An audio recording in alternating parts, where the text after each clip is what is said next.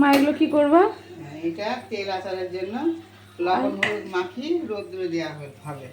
আর এটা গুড় আচার, গুড় আচার লবণ হলুদ মাখি রোদ্রে দিই। তোমার গুড় দিয়ে করা হবে। তারপরে খানিকটা রসটা বেরিয়ে গেলে হ্যাঁ গুড় দিয়ে করা হবে। এবার আচ্ছা 5 ফোড়ন তেলে করে দিলাম, হ্যাঁ, শুকনো লঙ্কা। এই একটা আচার তৈরি করা হয়েছে।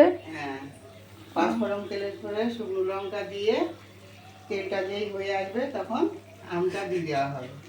এই আমটা নাড়াচাড়া করে তারপরে যেই আমটার খোসাটা লাল হয়ে উঠবে সেইটা তখন গুড়টা দিয়ে দেওয়া হবে। দেওয়ার পর তারপরে যখন যেই মাখা মাখা হয়ে আসবে, খুন্তির আগায় যে আঠা আঠা লাগছে, সে তারপরে নামিয়ে রাখার পর শুকনো লঙ্কা 5 ফোড়ন মৌরি মিঠি গুঁড়ো করে বেশ খুব গুঁড়ো না, সামান্য সামান্য একটু গোটা গোটা থাকে যাতে আমটা দাঁতে চুষলে ওই মৌরি মেথির টেস্টটা লাগে। ও আচ্ছা, তাহলে আচারটা হলো ভালো লাগবে।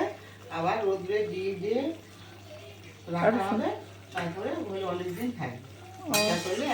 গাইজ আমার মা দারুণ ব্লগার তৈরি হয়ে গেছে। কিছু বলাই লাগলো না, নিজে থেকেই বলে দিল।